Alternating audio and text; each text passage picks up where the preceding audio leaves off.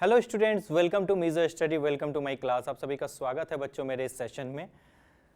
Previous class में मैंने आपको जेईई मेन की पीपीटी सॉल्व करवाई थी, कुछ क्वेश्चंस हमने लिए थे और कहा था मैंने कि ये चैप्टर थ्योरी पार्ट है, लेकिन मैंने कुछ इसमें से न्यूमेरिकल्स भी दिए थे कि अगर कभी हाई लेवल से क्वेश्चन आ जाए तो वो आपके लिए हेल्पफुल होगा। तो जेईई एडवांस में मैंने कुछ मल्टीपल चॉइस क्वेश्चंस भी लिए हैं मैंने, और कुछ पैसेज टाइप क्वेश्चंस भी लिए हैं। देखते हैं उन क्वेश्चनों को कैसे सॉल्व कर सकते हैं। So let's start the session. जल्दी से स्टार्ट करते हैं हम सेशन को। That is question number 1।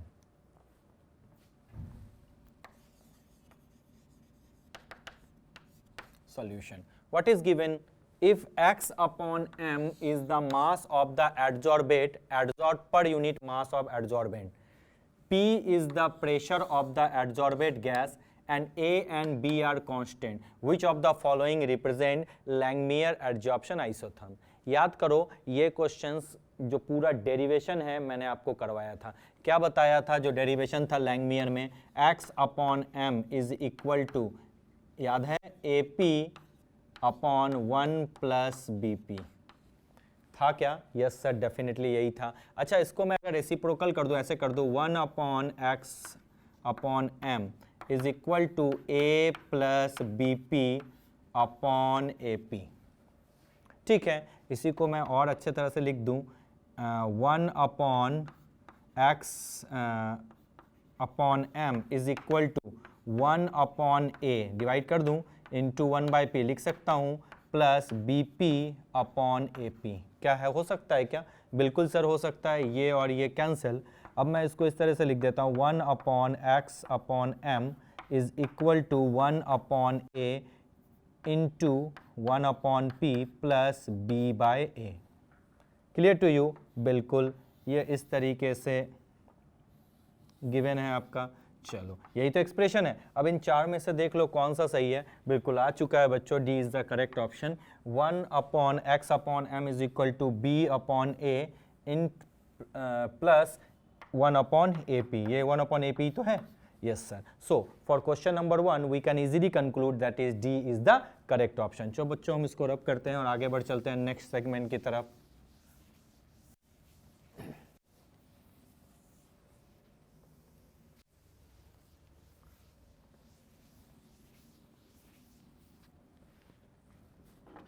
Next question number 2, which of the following statement is incorrect? कौन सा स्टेटमेंट इनकरेक्ट है? देखो पढ़ो तो एक बार। Enzyme exist in colloidal state, बिल्कुल सही स्टेटमेंट है।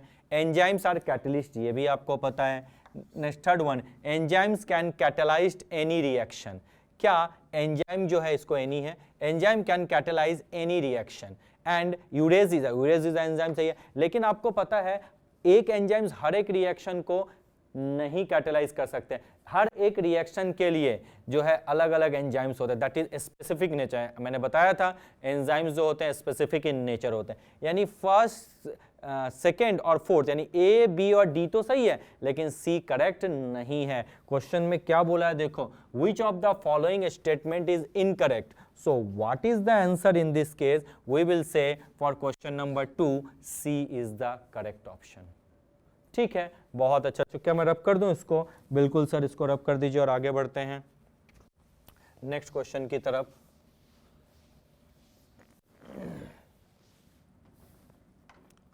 Question number 3, in Langmuir model of adsorption of a gas on a solid surface. Langmuir adsorption क्या बोला है क्वेश्चन, एक बार पढ़ लो। In Langmuir model of adsorption of a gas on a solid surface, किस पे डिपेंड करेगा? The rate of dissociation of adsorbed molecules from the surface does not depend on the surface covered. नहीं, ये statement नहीं था क्योंकि pressure के साथ रिलेटेड था ना। Yes, the adsorption at a single site on a surface may involve multiple molecule at the same time. No, the mass of a gas striking a given area of a surface is proportional to the pressure of the gas. That is C is the correct option. D भी नहीं हो सकता क्योंकि इसमें देख लो क्या लिखा हुआ, the mass of a gas striking a given area of surface is independent of the pressure of the gas. हो ही नहीं सकता, डिपेंडेंट है। लैंगमियर एडजॉर्प्शन तो यही तो था। बिल्कुल, P प्रेशर के साथ लिंकअप है, तो क्या होगा इसका answer? C, that is mass of gas striking a given area of surface is proportional to the pressure of the gas. For question number 3 C is the correct option. चलो next आगे बढ़ चलते हैं नेक्स्ट क्वेश्चन की तरफ। Question number 4, what is question number 4? Plot of log x upon m against log p is a straight line inclined at an angle 45 degree। बहुत अच्छा। When the pressure is 0.5 atm and the Freundlich parameter k is 10, the amount of solute adsorbed per gram of adsorbent will be। क्या question है? The amount of solute एडजॉर्ब्ड पर gram of adsorbent will be क्या होगा? यानी आपको क्या ढूंढना है? x अपॉन m की वैल्यू ढूंढनी है। क्वेश्चन में क्या गिवन है? आपका एंगल यानी tan थीटा की वैल्यू यानी tan 45 की वैल्यू दी हुई है। Theta 45 tan 45 equal to 1। ठीक है, क्यों? क्योंकि ये m है और m मतलब होता है tan थीटा। थीटा इस बार क्या है बच्चों? 45 डिग्री। तो tan 45 की वैल्यू क्या होती है? 1। अच्छा, when the pressure is 0.5 atm, pressure आपका क्या गिवन है? जल्दी बता दो। 0.5 atm, बहुत अच्छी बात है। एंड k की वैल्यू कितनी दी हुई है? 10 दी हुई है। क्या कोई प्रॉब्लम वाली बात है? नहीं। आपको क्या ढूंढना है? x upon m। अच्छा, ग्राफ किसके बीच में आपको ड्रॉ करना है बच्चों? ग्राफ ड्रॉ करना है आपको log x अपॉन m और ड्रॉ करना है log p के बीच में। Am I right? Yes sir, you are absolutely right। चलो अब रूल क्या कहता है देखो तो ये कैसे इसका ग्राफ खींचेंगे। आपको पता है x upon m is equal to k p to the power 1 upon n। क्या लिखा है? जल्दी बता दो। x upon m is equal to k p to the power 1 upon n। अब log ले लो। क्या लिखोगे? जल्दी बता दो। log x upon m is equal to log k plus 1 upon n log p।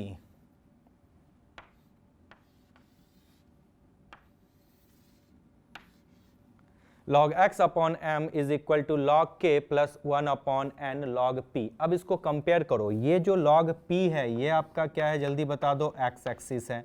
और ये log x अपॉन m क्या है? ये आपका y एक्सिस है। तो डेफिनेटली है ये आपका क्या है? m है और ये आपका क्या है? c है। y is equal to mx plus c का ग्राफ हमेशा क्या होता है? Straight line. तो ये बिल्कुल यहाँ से यहाँ स्ट्रेट लाइन होगा। और क्वेश्चन में कह दिया था कि थीटा की वैल्यू कितनी है? 45 डिग्री। बहुत अच्छा। ये जो है log k है इंटरसेप्ट। k की वैल्यू क्या गिवन है आपकी? 10। या तो ये वाला फॉर्मूला पे बनाओ या तो डायरेक्ट इस फॉर्मूला पे पुट कर दो, ये ज्यादा आसान है। आंसर जल्दी आ जाएगा। x upon m is equal to k के जगह क्या लिखोगे? 10 और p के जगह क्या लिखोगे? 0.5। Yes, 1 upon n। अच्छा, अब मुझे बताओ 1 अपॉन n क्या है? 1 अपॉन n क्या है? आपका स्लोप है। स्लोप है 1 अपॉन n। यही तो होता है। ये क्या है?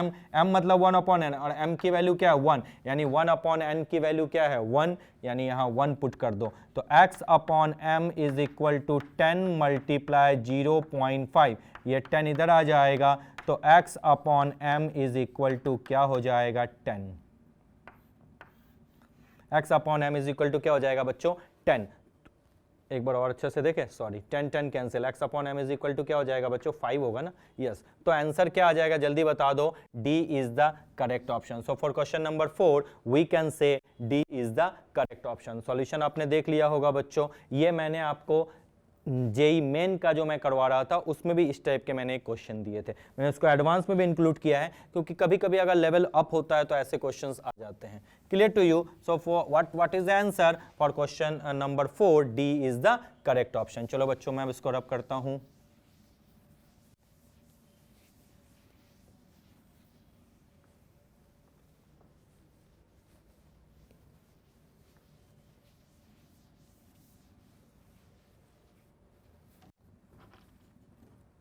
Question number 5, which of the following act as a negative catalyst. ये एकदम थ्योरी पेपर है, थ्योरी चीज है। इथेनॉल मैंने पढ़ाया था negative catalyst. Ethanol in the oxidation of chloroform. Ethanol क्या करता है? ऑक्सीडेशन। जब क्लोरोफॉर्म का ऑक्सीडेशन होता है तो इथेनॉल क्या करता है? स्पीड को कम करता है। नेगेटिव कैटलिस्ट का यूज होता है। बिल्कुल tetra ethyl lead as a antiknock, antiknock तो समझ गया नेगेटिव का काम करेगा, ये तो बहुत इजी है। Glycerol in the decomposition of H2O2, ये भी नेगेटिव कैटलिस्ट है। लेकिन Fe in the formation of ammonia by Haber process, आपको पता है कि हेबर प्रोसेस में Fe क्या करता है, अमोनिया के फॉर्मेशन को क्या करता है, कैटलाइज यानी अमोनिया का फॉर्मेशन फेवर करता है। यानी Fe जो है यहाँ पे पॉजिटिव कैटलिस्ट है, नेगेटिव कैटलिस्ट नहीं है। तो कौन कौन सा आंसर हो जाएगा इस क्वेश्चन का, question number 5, the answer is A, B and C। कोई प्रॉब्लम नहीं सर, बिल्कुल सही है, इसमें कोई दिक्कत वाली बात नहीं है।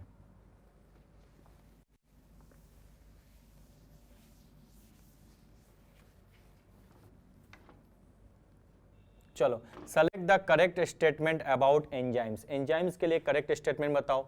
Enzymes are biological catalyst found in organism, आपको पता है एंजाइम्स तो बायोलॉजिकल कैटलिस्ट ही होते हैं। ग्लोबुलर प्रोटीन्स, बिल्कुल सही।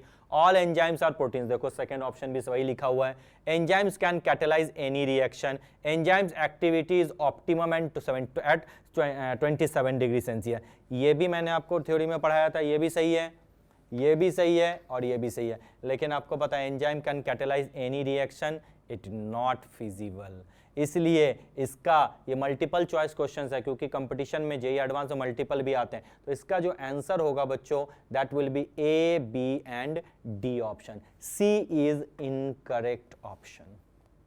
क्लियर? क्या इसमें आपको कोई प्रॉब्लम है? नहीं सर, ये बिल्कुल ईजी है, हम लोग आराम से कर सकते हैं, कोई बड़ी बात नहीं है। चलो आगे बढ़ चलते हैं बच्चों नेक्स्ट क्वेश्चन की तरफ। क्या है नेक्स्ट क्वेश्चन, एक बार देख लें। बिल्कुल, क्वेश्चन नंबर 7 क्या है बच्चों, एक बार थोड़ा ध्यान से देखो।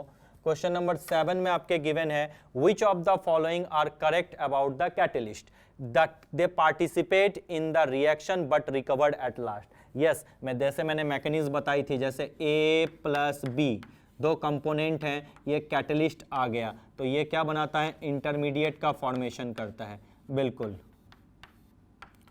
ठीक है। और बनता क्या है बच्चों, AB और C, यानी जितना अमाउंट में तुमने कैटलिस्ट लिया था वो फिर से बाहर आ जाएगा। और ये जो कॉम्प्लेक्स है इसको हम लोग क्या बोलते हैं बच्चों, इंटरमीडिएट, ठीक है, इंटरमीडिएट। और ये क्या होता है, हाईली अनस्टेबल होता है, याद रखना, this one is highly unstable, बहुत ज़्यादा अनस्टेबल होता है, ठीक है। तो ये तो हो जाएगा बिल्कुल सही। It does not affect delta G, आपको पता है कैटलिस्ट जो होता है ना वो डेल्टा जी को चेंज करता है ना वो डेल्टा एच में कोई चेंज करता है। डेल्टा जी और delta G is equal to क्या होता है, sorry, delta G is equal to क्या होता है, delta H minus T delta S, यही तो होता है। और आपको पता है कैटालिसिस में भी क्या एडजॉर्प्शन होता है, modern adsorption theory, delta H extent of adsorption और डेल्टा एस ये एडजॉर्प्शन किस रेट से हो रहा है, क्या हो रहा है, उस पर डिपेंड करता है। जैसे कैमिस ऑप्शन के लिए डेल्टा एच क्या होता है, ज़्यादा नेगेटिव होता है, यानी ज़्यादा होता है, और फिजिक्स ऑप्शन के लिए कम होता है। यानी ये डिपेंड करता है एडजॉर्प्शन पे, ना कि कौन सा कैटलिस्ट यूज किया उस पर डिपेंड करता है। यानी ना तो ये जो है दे participate in the reaction but recover at last, बिल्कुल इट डज नॉट अफेक्ट, यानी ये डेल्टा जी को भी अफेक्ट नहीं करता, ये डेल्टा एच को भी अफेक्ट नहीं करता। It altars the mechanism of a reaction. हाँ, थोड़ा सा पाथ को जो होता है, मैकेनिज्म पे जो होता है, थोड़ा सा ये इंपैक्ट करता है, इंटरमीडिएट कंपाउंड बना देता है और रिएक्शन को जल्दी अचीव करने में मदद करता है, ठीक है। तो इसमें A, B, C और D बच्चों चारों ऑप्शन करेक्ट हैं, कोई भी ऑप्शन इसमें रॉन्ग नहीं है। ये भी एक मल्टीपल चॉइस क्वेश्चन है। सरफेस केमिस्ट्री से जेईई एडवांस में कभी कभी मोस्ट ऑफ टाइम या अगर बात करो तो पैसेज या मल्टीपल चॉइस क्वेश्चन ही देते हैं, क्योंकि इसमें थोड़ा सा कंफ्यूजिंग हो जाता है बच्चों को। अदरवाइज सिंगल ऑप्शन में तो ये बहुत ईजी चैप्टर है। So for question number 7 we can say A, B, C and D all are correct options. Yes sir, you are definitely correct. चलो अब मैं इसको रब करता हूं बच्चों और बढ़ चलते हैं नेक्स्ट क्वेश्चन की तरफ, that is the question number 8, ठीक है। क्वेश्चन नंबर 8 का सॉल्यूशन क्या है देखो। अब ये है मैचिंग। चलो अब मुझे थोड़ी सी ये मदद करो, ये बहुत अच्छा क्वेश्चन है, इसको किस तरीके से सॉल्व किया जाए देखो। Removal of water bye silica gel, ठीक है। Removal of water silica gel, याद करो मैंने आपको बताया था कि अगर इस तरीके से मैंने 2 कंटेनर ले लिए, बिल्कुल ठीक है, पूरा इसमें वाटर वेपर है,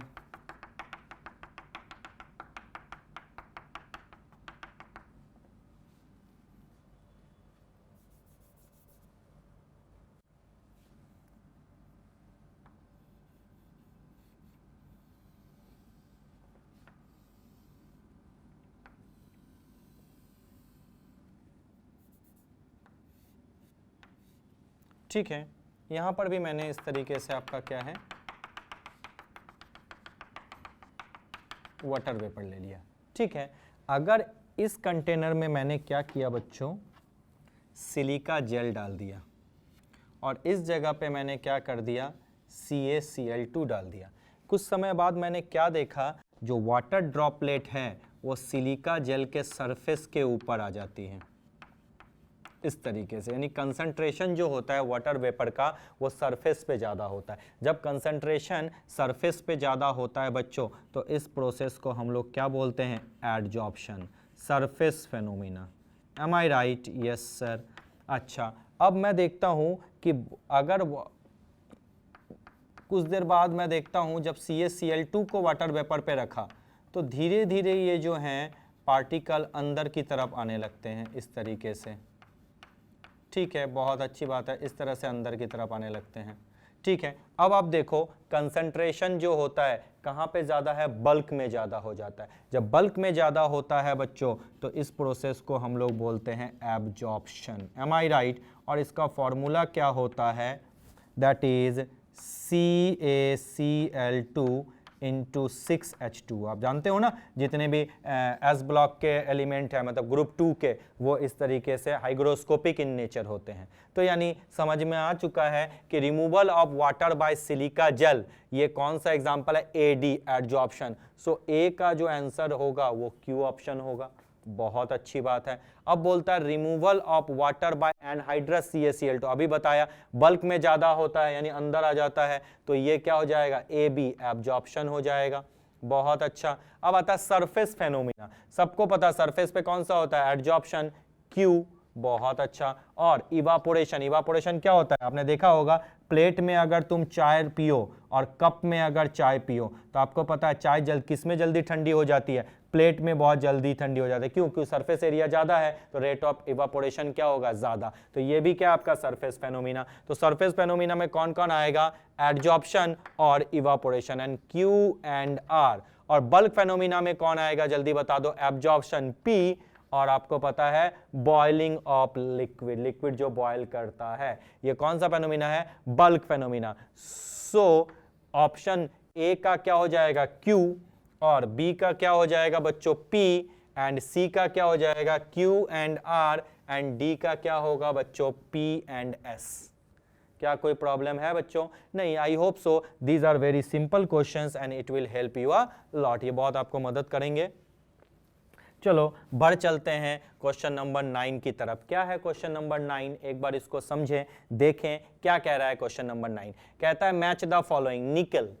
चलो एकदम बिल्कुल ये थ्योरी बेस्ड क्वेश्चन है। निकल, निकल क्या है आपको बता दूं, निकल आपको पता हाइड्रोजनेशन ऑफ ऑयल में यूज होता है, याद करो बताया था, ये कैटलिस्ट ही तो है। जैसे ये एल्कीन या अल्काइन, जैसे ट्रिपल बॉन्ड को निकेल, प्लैटिनम या प्लैटिनम, ये किस में चेंज करता है, डबल बॉन्ड में चेंज करता है। फिर से अगर मैं लिख लूँ निकेल, प्लैटिनम या प्लैडियम, ये किस में चेंज हो जाता है, सिंगल बॉन्ड में चेंज हो जाता है, यही तो है, यानी हाइड्रोजनेशन ऑफ ऑयल में आता है। AlCl3, ये तो आपको पता है फेमस फ्राइडल क्राफ्ट रिएक्शन, ये आ गया। यानी ए का जो ऑप्शन होगा वो हो जाएगा R, और बी का जो ऑप्शन होगा वो हो जाएगा S। अब COAl2O3 ये किस में यूज होता है, याद करो, फिशर-ट्रॉप प्रोसेस, यानी जो C है इसका क्या ऑप्शन हो जाएगा बच्चों, Q। एंड जो लास्ट ऑप्शन है जियोलाइट, जियोलाइट आपको पता है हाइड्रोकार्बन ZSM5, जियोलाइट एक बहुत इंपॉर्टेंट जियोलाइट है, ZSM5, ये सेल्फ सेलेक्टिव कैटालिसिस है, याद है ना, यस, इसका ऑप्शन क्या हो जाएगा, P। तो भैया इसका क्या लिख दोगे, P। यानी A का हो जाएगा R, B का हो जाएगा S, C का हो जाएगा Q एंड D का हो जाएगा बच्चों P। क्या मैं एक साइड यहाँ लिख दूं, बिल्कुल। A का क्या मैंने बोला R, B का क्या बोला मैंने, सॉरी S, C का मैंने क्या बोला जल्दी बता दो, C का बोला है मैंने Q एंड D का जो है मैंने बोला है P। ये this are the options. Clear, बहुत अच्छी बात है, कहीं कोई प्रॉब्लम तो नहीं है, नहीं sir it's so much easy Z आ गया। चलो मैं उसको रब करता हूँ बच्चों और आगे बढ़ चलते हैं नेक्स्ट क्वेश्चन की तरफ। क्या है नेक्स्ट क्वेश्चन, उसको हम लोग देख लें बच्चों। यस सर बिल्कुल देखें, ये है बिल्कुल पैसेज टाइप। क्या है इसको एक बार पढ़ लो। Only the surface atom in an adsorbent play an active role in adsorption। बिल्कुल, these atom possess some residual forces like van der Waals forces and chemical forces। In the process of adsorption, weak adsorbate is substituted by strong adsorbate। okay, weak adsorbate is substituted, बिल्कुल बिल्कुल, अगर weak होगा उसको substitute करेगा strong। activated charcoal used in a gas mask is already exposed to the atmospheric air। बिल्कुल, आपको मैंने एक चीज इसमें भी बताई थी, एक थियरी बताई थी कि अगर एक्टिवेटेड चारकोल में जैसे जो ज़्यादा जिसके अंदर जिस गैस के को ज़्यादा एड्जॉर्ब करने की टेंडेंसी है वो कम एड्जॉर्ब गैस को हटा के उसका पोजीशन ले लेता है। ये थियरी मैंने बताई थी। बिल्कुल, activated charcoal used in gas mask is already exposed to the atmospheric air, so the gases and water vapour in air are adsorbed on its surface। ठीक है, on its surface। when the mask is exposed to chlorine atmosphere, the gases are displaced by chlorine। Okay, gas कौन सा displace करता है, chlorine, यानी chlorine का adsorb होने की टेंडेंसी ज्यादा है। ठीक है, okay. porous and finally powdered solid, example charcoal and fuller's earth, adsorb more as compared to the hard non-porous material। it is due to this property that powdered charcoal is used in a gas mask। in general, easily liquefiable gas like CO2, NH3, Cl2 and SO2 etc. adsorb to the greater extent in comparison to, यानी अगर सबसे पूछे कौन जल्दी adsorb होगा, जो easily लिक्विफेबल gas होगा, like CO2, NH3, Cl2 and SO2। कौन कम होगा, जो इजीली लिक्विफेबल नहीं होगा, like H2, N2, O2 and HE। पढ़ लिया इसको अच्छे तरीके से, एक बार वीडियो बस करके पढ़ लो। अब इस पैसेज को पढ़ के आंसर देना है। Gas mask works on the principle. आपको पता है गैस मार्क्स जो होता है वो क्या होता है, आजकल तो पॉल्यूशन ज्यादा, लोग गैस मास्क का यूज करते हैं। फिजिकल एड्जॉर्प्शन पे भी डिपेंड करता है और केमिकल एड्जॉर्प्शन पे भी। अगर कोई ऐसा हो जाए कंपाउंड चारकोल का बना, अगर O2 आ जाए तो भैया सरफेस कंपाउंड भी तो बना सकता है, तो इसका बेस्ट ऑप्शन होगा both physical and chemical adsorption. क्या कोई प्रॉब्लम है, नहीं सर बिल्कुल इजी है। अब नेक्स्ट आता है, which of the following gases will be most easily adsorbed by charcoal in the gas mass। आपको मैंने बताया था H2O2 और N2 और SO2 में, बोलो इजीली लिक्विफेबल गैस कौन सा है, H2, N2 और O2 तो नीचे है, कौन है, SO2 एक यहाँ मिल गया, तो इनमें से कौन सा ऑप्शन हो जाएगा, D is the correct option. So for question number 2 D is the correct option. अब क्वेश्चन नंबर 3 की अगर मैं बात करूं, gas marks contain, gas marks में क्या होता है, अभी बताया था कि ग्रेनुलेटेड चारकोल होता है, चारकोल छोटे छोटे पीसेस में होते हैं ना, इसी तरह से, तो गैस मार्क्स कंटेन चारकोल ग्रेनुलस।